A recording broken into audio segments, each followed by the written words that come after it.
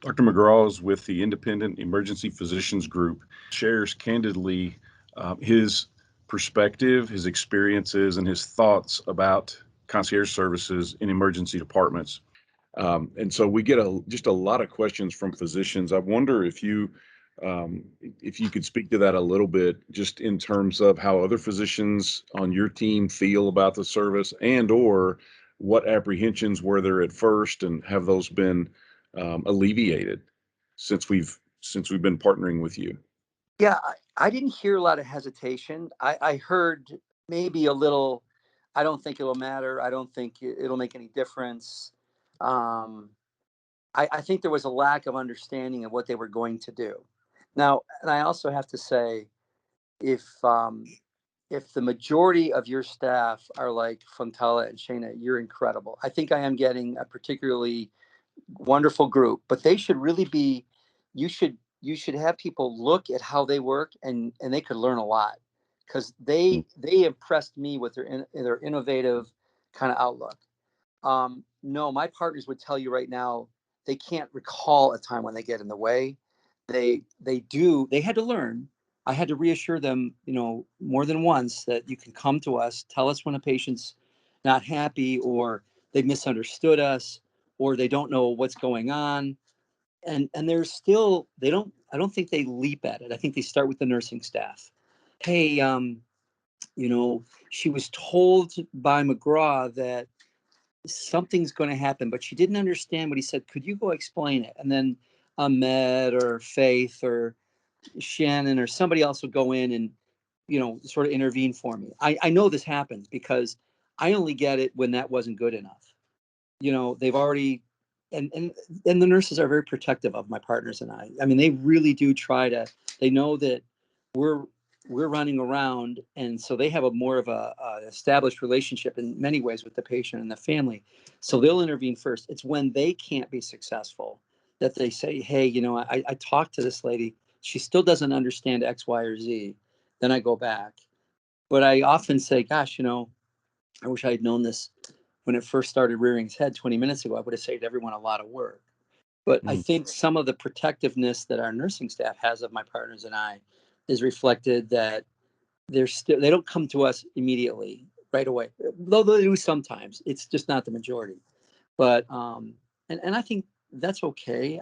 They don't have to come to us with every question. But I also think they could come to us a little bit more. And it's just their own, they're incredibly respectful. You probably know that. I mean, they see I'm busy, they see I'm dictating, I'm talking with somebody on the phone or something. They just wait. They just stand, 8, 9, 10 feet away, just waiting for me. They don't interrupt. They just patiently look, and then I see them over my shoulder. I go, Fontella, what's going on? Oh, no big deal. When you get a chance, no emergency. Um, this patient's family member is here, and she had 2 questions the patient didn't know about how to answer. And I'll go, gosh, you could have stopped me at any time. Oh no, I saw you were busy. So they're so just so I think the notion that they didn't that they don't want to interrupt us or interfere with us, they hold to that very dearly, and they'll err on the side of waiting themselves or having a nurse intervene. But my partners and I never feel like we're getting squeezed by them ever. Oh, Yeah, well, I've been the chairman of the department for oh man, since 2012, I think. Um, but my partners and I are all owner employees of the company. So, I'm nominally the chairman of the department, but we expect every physician to be a leader, a clinical leader, a team leader, and open to questions, open to new ideas, um, and to treat when a colleague comes into our department. If a surgeon has a patient that we're asking them to see, or our trauma colleagues or our cardiologists come in to take someone to the cath lab emergently, our goal is to treat them like a guest in our office.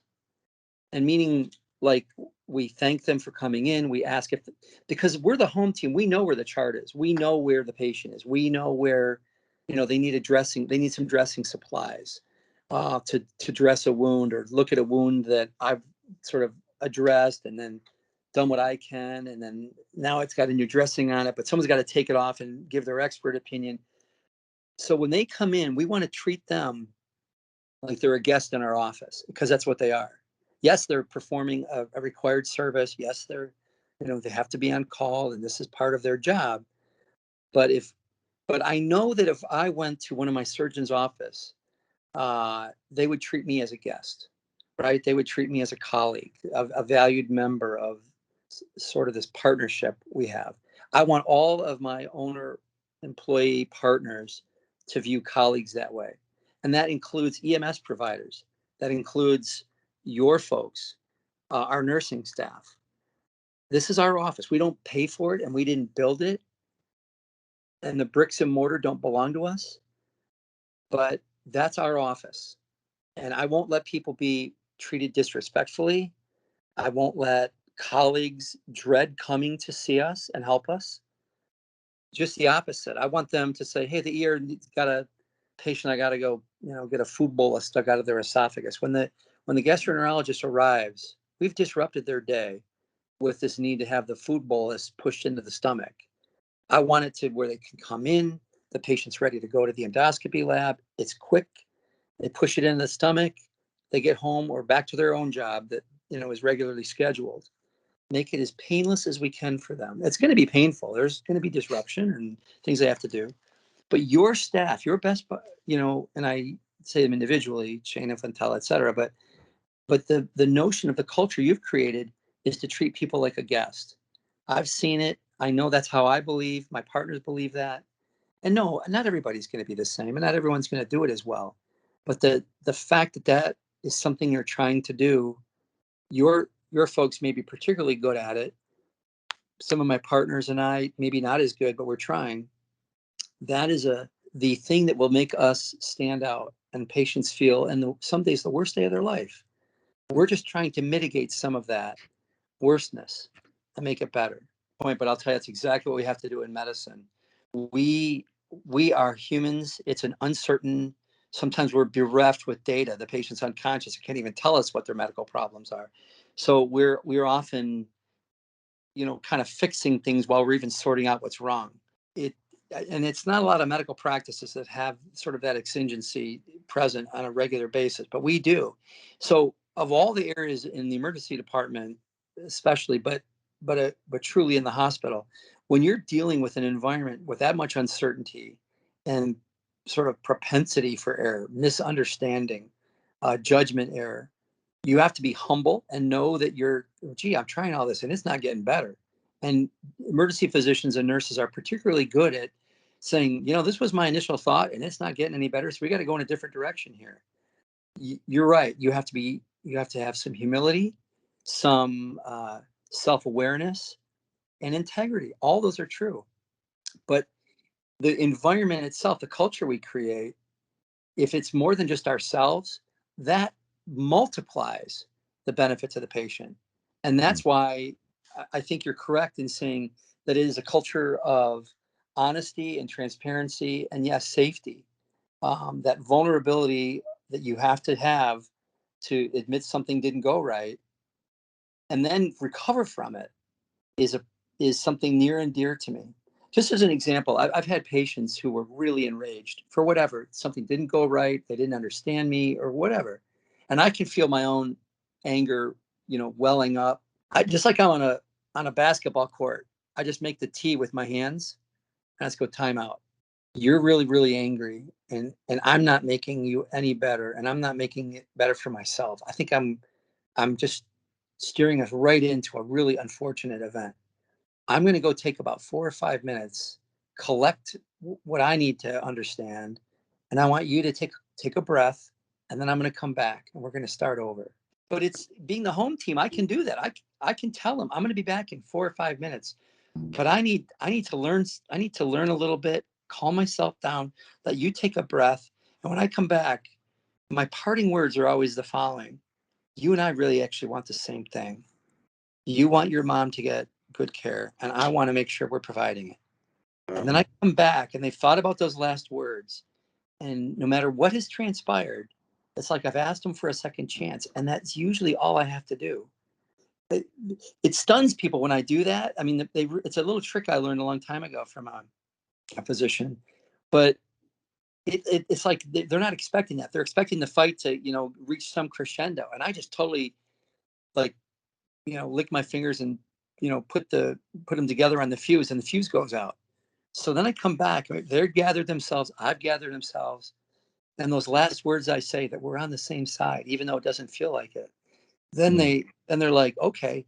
Nurses actually really like it when I do that, because a lot of times the unwritten and unspoken signal to the patient is, we're going to try this again and do it better. I'm going to try and be better. I want you to try to be better. And we're not here to fight. We're here to both achieve the same thing. While it's a little technique, it reflects the kind of culture that my partners and I really want. We want things de-escalated. We don't want people's hurt feelings, especially in an environment where things are so charged. But the more mundane thing is the more common one, truly. It's the person with abdominal pain, and we know they have abdominal pain because they have diverticulitis, and they're going to have to be admitted to the hospital. They're probably going to have surgery with a big abscess. I don't, with all my other distractions, don't go back enough and ask them if their pain is being well controlled. But if Fontella is talking with them and sees them wincing, she'll say, do you want me to ask the nurses if you need more pain medicine? They invariably say, boy, that would be great. That is such an impactful thing, because she'll go and find Faith and say, she was wondering if it's time for her new medicine. The antibiotics are helping, but they don't help enough. Can she get more medicine? You've just saved the patient the effort, because a lot of them don't want to turn their call light on and ask for stuff. They see how crazy it is. They actually feel badly for us sometimes. It runs the whole gamut. Some patients think no one else is in the whole department, and others are so overcome by how many people there are to help that they don't want to bother us. They're like, you took care of me. I'm fine now. I'll just wait here for, suffer for the next 12 hours. We see the whole spectrum of human response to that environment. But one of the neutralizing factors is when, Sheena will go in and ask somebody, what's going on? Do you need anything? And I don't know if you guys know this, but they make a list. They literally do rounds around the department. They don't miss anybody. It's very deliberate, very systematic. And whatever time they need to spend, they take it. I don't know how much of that is the training they got. I imagine quite a bit, but also it's what their willingness and compassion for people then lends them to do and leads them to do. They need some direction, I think, early on, but now they're just a fixture. I think they help the patient primarily, our staff second, and all the ancillary visitors to our apartment next. That's a big deal. That's a really big deal. I wouldn't want the relationship in any way to change or go. I want it to grow to my Novi campus, as I've said, but I think they help us be a better department. Thing about trusting others, but it also really helps when someone comes in ready to be trusting, and they did. They put a lot of faith in Jennifer and the nurse's hands to say, we're here to help, and we trust that you're going to give us direction on how to do that. That's not a little thing. That helped. They went over the 50-yard line, then reached out. Well, I think the other people besides Jennifer, there are clinical nurses in my department who have gone from, I don't even know why they're here, to I hope they're here today. They've completely figured out how nice it is to their own practice that the patient has a resource like that. I think especially younger nurses would say, well, isn't that what I'm here for? And of course, that's true. That is absolutely, that's why you're here. But the thing that your folks can help us do is to actually do all the things we're supposed to try to do ourselves, but to do them easier and more quickly. Our nursing folks have so many tasks, and a lot of them are, just technical administration of medicine, taking vital signs, doing procedures, and so they have to do all that, and all those are minutes. They're not, talking to the daughter from California who's terrified that her mom is in the hospital again, and just something as simple as taking down the phone number and say to me or to one of the nurses, "Hey, this is the daughter's number in California. She's just completely alarmed and just wants an update." You know, little things like that. Um, that and someone will get with you, or telling the son in the room who just showed up. Mom's been in the department now for 4 hours and doesn't understand anything that's happened. Oh, I see that you're here. I'm going to make sure the nurses know. Come and fill you in. They're taking care of a really sick person next door, but as soon as they get the baby some IV fluid, then I'm going to have them come and talk to you. Now everything is like toned down. All the anxiety that the situation would otherwise call for is suddenly manageable. You know. Dr. McGraw, what you just described, we've been using a slide for certainly in our sales process, but we use it in our training for concierges. So there's space in between this ideal situation where I'm constantly providing comfort and answering questions and listening and serving, up to the reality that there's a lot to do with this role beyond that. And so we use that to illustrate it's that space in between that as concierges, we can step in and fill the gap. And in some cases, it's helping out, as you said, environmental services. In other cases, it's providing a degree of care and comfort that the staff is just simply too busy to provide. We want to be someone who's advocating for the patient, for the family, all in the spirit of elevating that overall experience. Well, I love the notion of that slide. I think that's absolutely true. So you're right. There's a giant unmet need that your folks help to fill, and I'm so thankful you see that as a big part of how you can help us be successful. Um, your people are special, but I think groups tend to take on the characteristics of their leadership and their training. So that really reflects well on by your company and the philosophy that you hold dear. And I'm thankful for that. Um, I guess my only parting wish is just to know that I'm grateful. I know Jennifer is grateful too. Um, it is true that I think, better able to meet our patients' needs with your folks around than not. And I really I want to thank you for that, but also recognize that we need more of you and more of your efforts and not less.